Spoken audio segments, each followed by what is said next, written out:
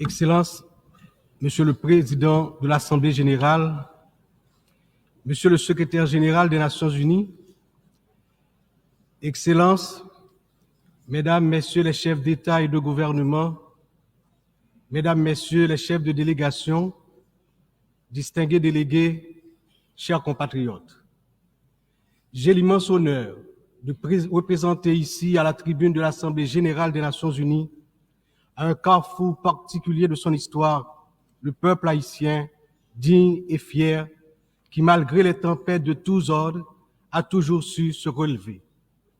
Première république noire du monde, Haïti porte dans ses entrailles la fierté d'une lutte héroïque pour la liberté et la dignité humaine. Elle se trouve aujourd'hui à un carrefour décisif. C'est donc avec le poids de cette histoire et l'espoir d'un avenir meilleur que je m'adresse à vous en appelant à la solidarité agissante de la communauté internationale.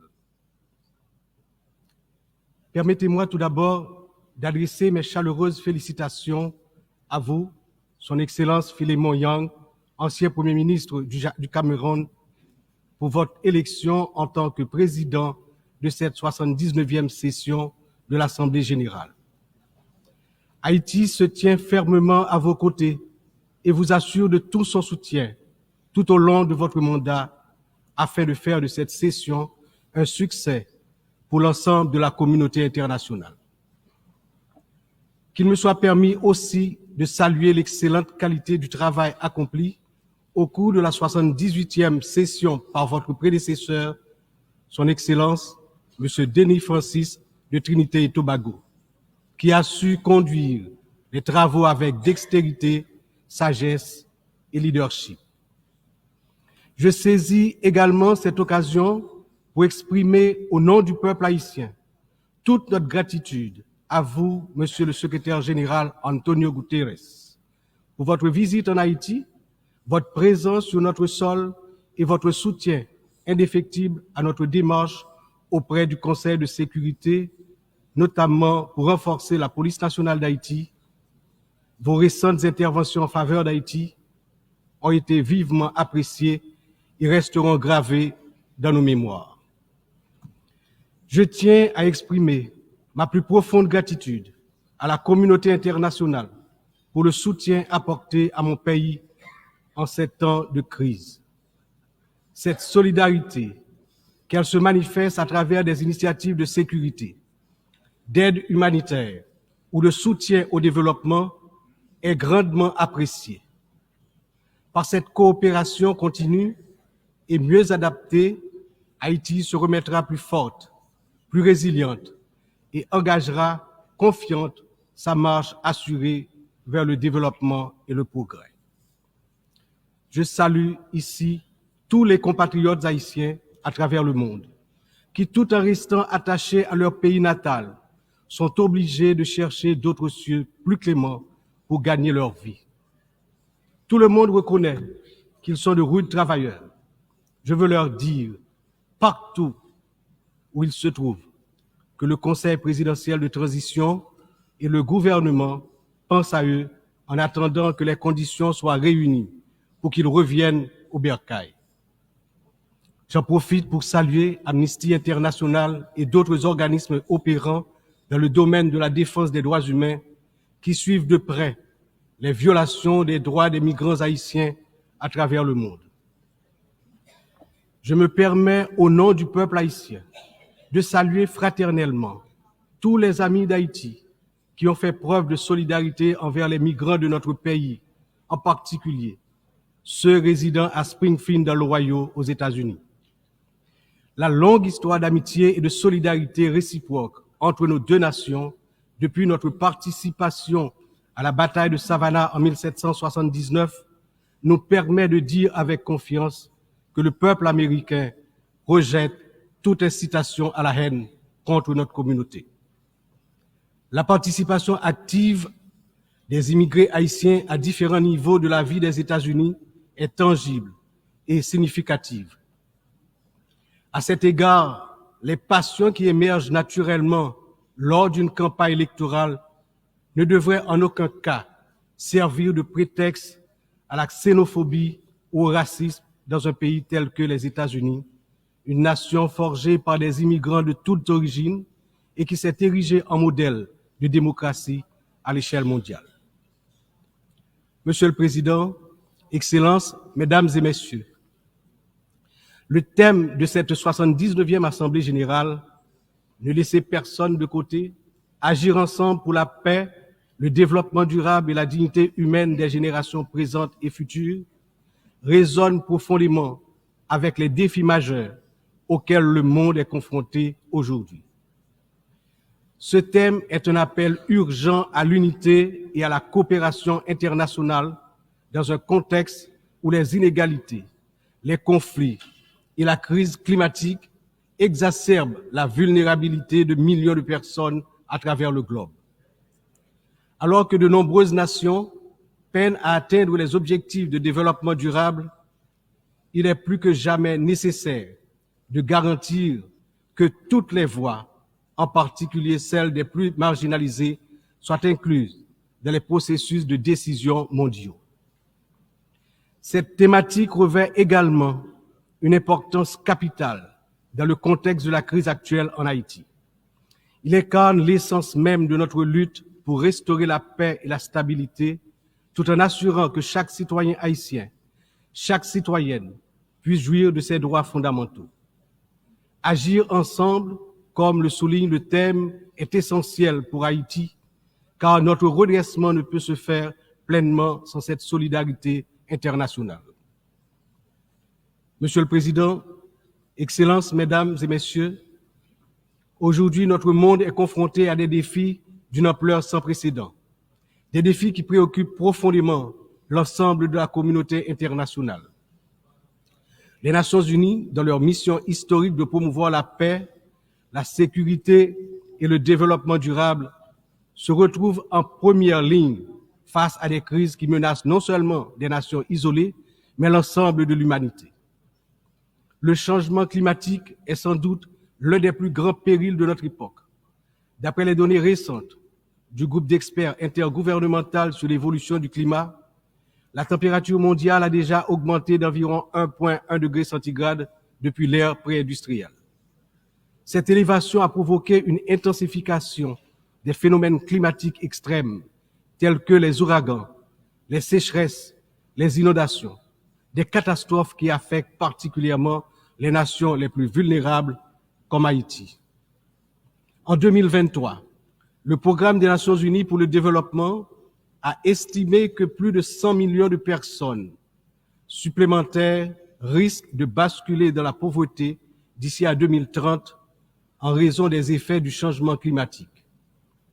Pour Haïti, qui fait partie des pays les moins émetteurs de gaz à effet de serre, mais qui ont subi les impacts les plus dévastateurs, cette crise mondiale exacerbe nos difficultés à garantir la sécurité alimentaire, l'accès à l'eau potable et la stabilité économique. Les conflits armés continuent également de semer la destruction et de ravager des vies humaines. Selon le Haut Commissariat des Nations Unies pour les réfugiés, le nombre de personnes déplacées de force a atteint 110 millions en 2023, un chiffre qui n'a jamais été aussi élevé dans l'histoire de l'humanité. Que ce soit en Syrie, en Ukraine ou dans la région du Sahel, ces conflits prolongés exacerbent la pauvreté, détruisent des infrastructures vitales et entraînent des flux massifs de réfugiés. Le monde ne peut rester inactif alors que des millions d'hommes, de femmes et d'enfants fuient les violences en quête de sécurité et de dignité. L'engagement de la communauté internationale est plus que jamais nécessaire pour trouver des solutions diplomatiques et promouvoir des initiatives de consolidation de la paix. Un autre défi majeur concerne les inégalités économiques qui continuent de se creuser. Selon le rapport sur le développement humain 2023 du PNUD, près de 1,2 milliard de personnes vivent encore dans la pauvreté multidimensionnelle, c'est-à-dire qu'elles manquent d'accès à des services essentiels tels que la santé, l'éducation et des conditions de vie décentes. La pandémie de Covid-19 a amplifié ces inégalités, poussant des millions de personnes supplémentaires dans la pauvreté. Pour des nations comme Haïti, l'impact a été dévastateur. Avec un taux de pauvreté des plus élevés, le pays fait face à des défis structurels profonds. Mais ces inégalités ne sont pas seulement un problème haïtien, elles sont un problème mondial qui requiert des réformes économiques globales. En outre, les défis liés à l'insécurité alimentaire se sont intensifiés ces dernières années. Selon l'Organisation des Nations Unies pour l'alimentation et l'agriculture, plus de 735 millions de personnes dans le monde ont souffert de la faim en 2022, une augmentation alarmante qui reflète les perturbations causées par les conflits, les crises économiques et le changement climatique. Haïti, malheureusement, ne fait pas exception. Le Programme alimentaire mondial a récemment souligné que près de la moitié de la population haïtienne est en situation d'insécurité alimentaire aiguë. Cette situation n'est pas seulement une urgence humanitaire, mais une menace pour la stabilité de notre nation. Nous devons travailler ensemble pour renforcer les systèmes agricoles, garantir un accès équitable aux ressources alimentaires et lutter contre la faim de manière concertée et durable. Enfin, les progrès technologiques apportent de nouvelles opportunités, mais également de nouvelles menaces. L'accélération du développement de l'intelligence artificielle, la prolifération des cyberattaques, la désinformation mettent en danger la stabilité des démocraties à travers le monde. Le rapport de l'Union internationale des télécommunications montre que la fracture numérique reste un défi majeur avec près de 2,7 milliards de personnes n'ayant toujours pas accès à Internet en 2023. Haïti étant l'un des pays les moins connectés, doit impérativement bénéficier de soutien pour combler cette fracture numérique et participer pleinement à l'économie mondiale du XXIe siècle. Cette année, Haïti réaffirme son engagement en faveur de la préservation de notre patrimoine commun, les océans. C'est pourquoi j'annonce aujourd'hui avec fierté que Haïti signera l'accord sur la biodiversité marine au-delà des juridictions nationales, adopté le 19 juin 2023 et ouvert à la signature depuis le 20 septembre 2023. Cet accord est un outil crucial pour garantir la protection de la biodiversité marine, promouvoir une exploitation durable des ressources marines et renforcer la résilience des États insulaires comme le nôtre face aux défis du changement climatique. Haïti est déterminé à collaborer avec la communauté internationale pour s'assurer que cet accord profite à toute l'humanité, tout en contribuant à la protection des écosystèmes marins dont nous dépendons tous. Ces défis mondiaux ne peuvent être relevés que par un engagement renouvelé en faveur du multilatéralisme, de la solidarité et de l'action collective. Haïti, malgré ses difficultés, se tient prête à collaborer avec la communauté internationale pour surmonter ces crises et bâtir un avenir où la paix, la justice et la dignité humaine triomphent. Mais nous ne pouvons y arriver seuls. C'est ensemble que nous devons agir pour garantir que personne ne soit laissé de côté. Excellences, Mesdames, Messieurs, en proclamant l'indépendance d'Haïti le 1er janvier 1804, le général Jean-Jacques Dessalines, père fondateur de notre patrie, a donné aux droits de l'homme leur caractère universel. En d'autres termes, avec le triomphe de la révolution haïtienne de 1804, ayant lancé le processus de démantèlement de l'ordre colonial et esclavagiste, les droits de l'homme ont cessé d'être uniquement les droits de l'homme blanc pour devenir les droits de tous les hommes, de toutes les femmes, c'est-à-dire les droits de l'humanité tout entière. À ce titre, en tant que représentant de la République d'Haïti, porte-parole officielle du peuple haïtien, je me vois dans l'obligation d'attirer l'attention des dirigeants des grandes puissances sur le danger de guerre nucléaire menaçant l'existence des peuples sur tous les continents. Dans cette optique, au nom de la République d'Haïti, je lance un vibrant appel aux chefs d'État de tous les pays membres des Nations Unies pour leur demander d'éviter à l'humanité le péril de la fin de la civilisation sur Terre. Monsieur le Président, Excellences, Mesdames et Messieurs, je m'exprime aujourd'hui avec l'expérience de plusieurs années consacrées au service de mon pays. Mon parcours politique, profondément ancré dans l'histoire d'Haïti, m'a permis de traverser de nombreuses épreuves, toujours avec un même objectif, le progrès de mon pays, la fierté, la dignité restaurée et le bien-être du peuple haïtien meurtri. Ayant présidé le Sénat de la République de 1995 à 2000, puis ayant été témoin de moments critiques de notre histoire politique, j'ai vu de près les défis auxquels notre nation a été confrontée. Mon engagement politique remonte à une époque où les luttes pour la stabilité et la démocratie étaient omniprésentes. Aujourd'hui, en tant que président du Conseil présidentiel de transition, je me retrouve à nouveau à un moment charnière de l'histoire d'Haïti. Mon parcours m'a enseigné que la résilience et la volonté collective sont les seules voies pour garantir un avenir stable et prospère. C'est avec cette vision, ce dévouement et la force que confère cette riche expérience politique que je m'engage à conduire la transition déterminée à mener Haïti vers la paix, la sécurité et la démocratie participative par la tenue de la conférence nationale, le renouvellement du personnel politique à travers des élections libres, crédibles, transparentes.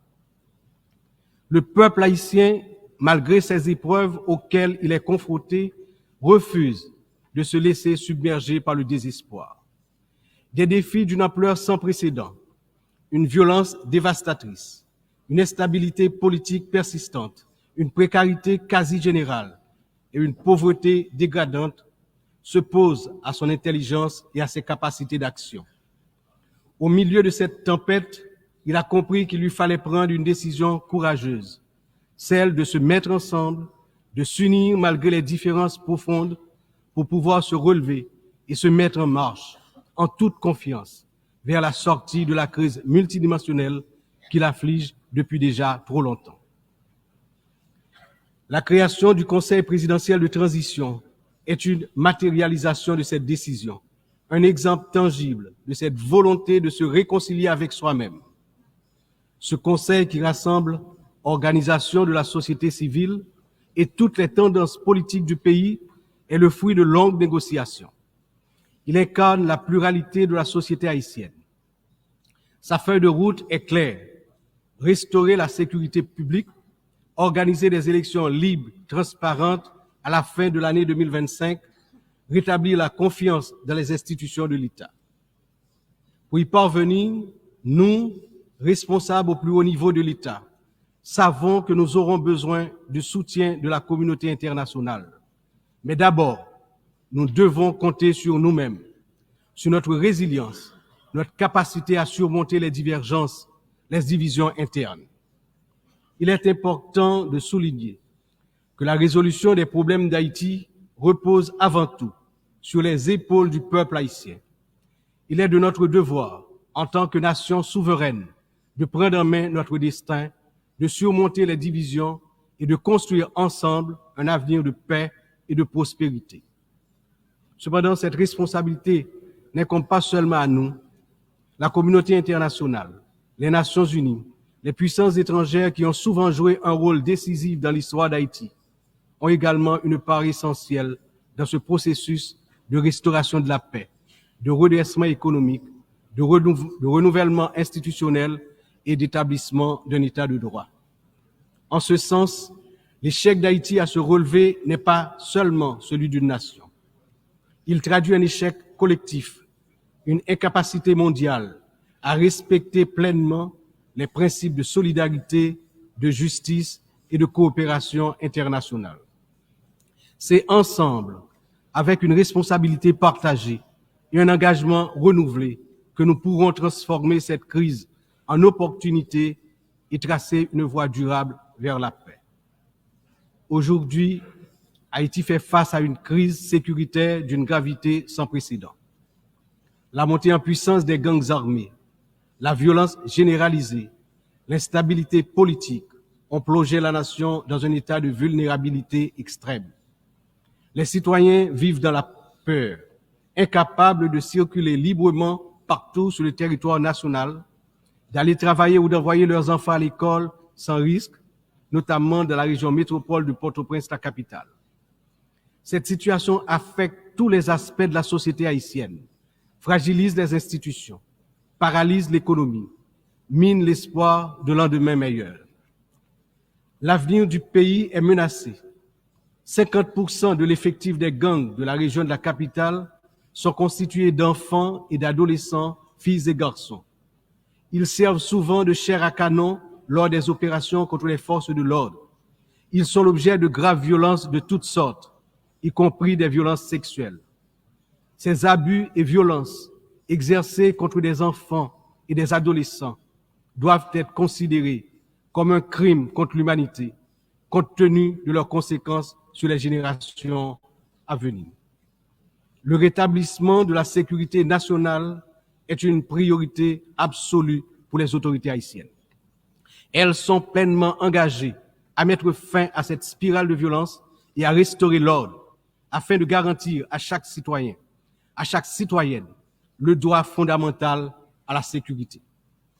Elles sont conscientes que la paix et la stabilité sont les fondements indispensables pour permettre à Haïti de se redresser, de rétablir la confiance dans ses institutions, d'assurer le développement socio-économique du peuple.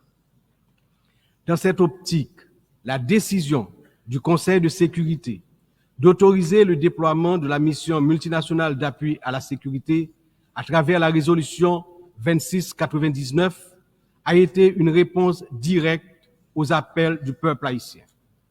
Cette mission, bien que n'étant pas une force onusienne classique, incarne l'engagement de la communauté internationale à soutenir Haïti dans sa lutte contre l'insécurité. J'exprime au nom du peuple haïtien ma profonde gratitude aux États contributeurs, notamment au Kenya, pour avoir accepté d'assumer le leadership de la mission, ainsi qu'à tous les pays qui ont apporté leur soutien. Les forces de sécurité nationale, avec l'appui de la mission, ont déjà montré des résultats tangibles sur le terrain, permettant à la population de retrouver progressivement une certaine normalité. Beaucoup, néanmoins, reste encore à faire. Haïti a accueilli plusieurs missions des Nations Unies au cours des 3 dernières décennies, notamment la MINUSTA. Si certaines de ces missions ont contribué à stabiliser temporairement le pays, elles ont également laissé un héritage lourd de conséquences. Des allégations de violations graves des droits humains, y compris des abus sexuels, ont ébranlé la confiance du peuple haïtien. L'absence de poursuites et de réparation pour les victimes a renforcé un sentiment d'impunité, minant ainsi les efforts de reconstruction. Il n'est cependant jamais trop tard pour bien agir et pour tirer des leçons du passé. En repensant l'approche, nous avons l'opportunité de redorer le blason des missions internationales en Haïti et de construire un avenir meilleur pour le peuple haïtien. C'est dans cet esprit que nous souhaitons voir amorcer une réflexion sur la transformation de la mission de soutien à la sécurité en une mission d'opération de maintien de la paix sous mandat de l'Organisation des Nations Unies. Cette transformation permettrait non seulement de sécuriser un financement plus stable et d'élargir les capacités de la mission, mais également de renforcer l'engagement des États membres en faveur de la sécurité en Haïti. Je suis convaincu que ce changement de statut, tout en s'assurant que les erreurs du passé ne se répètent pas, garantira le plein succès de la mission en Haïti. Excellences, Mesdames et Messieurs, je me tiens aujourd'hui devant cette Assemblée en tant que voix de la République d'Haïti, pays dont l'histoire est inextricablement liée aux idéaux de liberté et de justice que nous célébrons tous ici. Mais Haïti, la première nation noire indépendante du monde, est aussi la grande victime d'une injustice historique qui a non seulement retardé son développement, a aussi marqué son peuple d'un fardeau dont les répercussions se font encore sentir. En 1825, à peine 21 ans après avoir gagné sa liberté au prix d'une lutte héroïque, Haïti a été contrainte de payer une dette colossale à la France, pays colonisateur, en échange de la reconnaissance de son indépendance. Cette rançon imposée sous la menace a siphonné les ressources de la jeune nation, la plongeant dans un cycle infernal d'appauvrissement dont elle peine toujours à sortir. Cette dette a été une forme de punition pour sa hardiesse à se libérer des chaînes de l'esclavage et hisser l'être haïtien à la dignité de l'homme. Elle a été une pénalité injuste qui a asphyxié le potentiel économique et social du peuple noir d'Haïti pendant des générations. Dans le contexte d'aujourd'hui, où plus que jamais, l'attention est portée sur les efforts pour restaurer sans délai la sécurité et répondre aux immenses besoins humanitaires en Haïti, il me paraît important d'attirer l'attention de l'Assemblée sur les séquelles du passé colonial et des rançons payées à certaines puissances qui ont largement hypothéqué le développement d'Haïti. Il n'est pas sans intérêt de rappeler qu'Haïti a été le seul pays à avoir payé pour son indépendance, obtenue pourtant dans le feu et dans le sang. À la veille du bicentenaire de cet événement inédit dans l'histoire du monde, n'est-il pas venu le moment de la restitution des montants consentis? À cet égard, mon pays s'est félicité des propositions formulées par un certain nombre de gouvernements et également certaines agences des Nations Unies pour des actions concrètes en vue de la reconnaissance, la réparation et la restitution des torts du passé.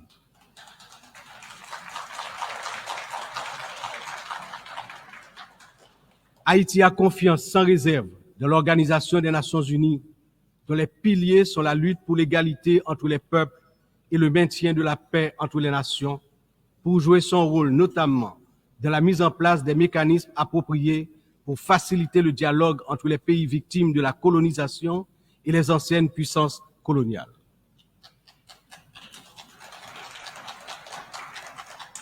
Ici, à cette 79e session de l'Assemblée générale, Haïti est par mon entreprise,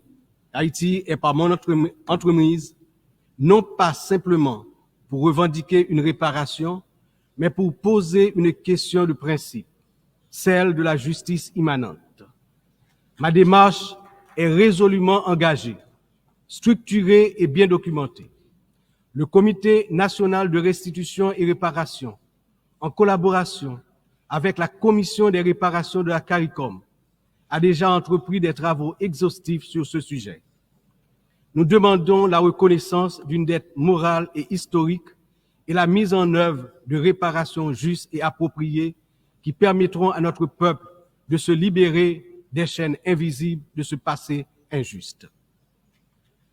Excellences, Mesdames et Messieurs, l'histoire nous enseigne que les nations ne se relèvent pas dans l'isolement, mais dans l'union des forces, dans l'engagement résolu à bâtir un avenir commun. Haïti, cette terre qui a offert au monde un symbole de liberté inébranlable et qui a aidé plusieurs nations à se libérer du joug du colonialisme barbare, ne cherche pas la charité, mais la justice, le respect,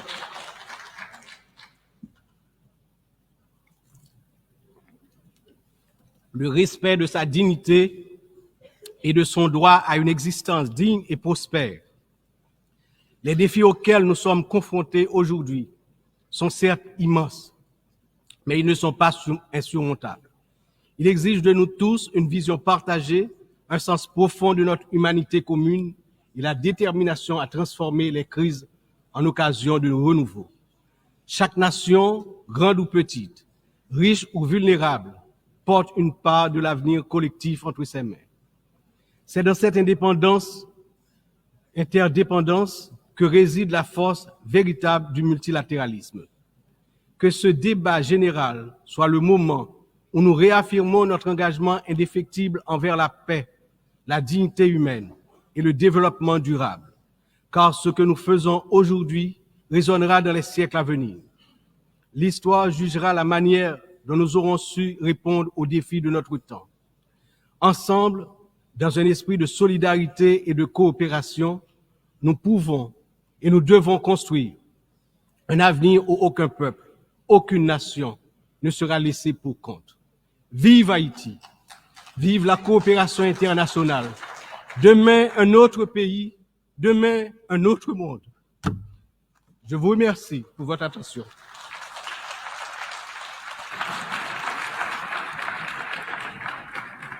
Je remercie au nom de l'Assemblée le président du Conseil présidentiel de la transition de la République de Haïti.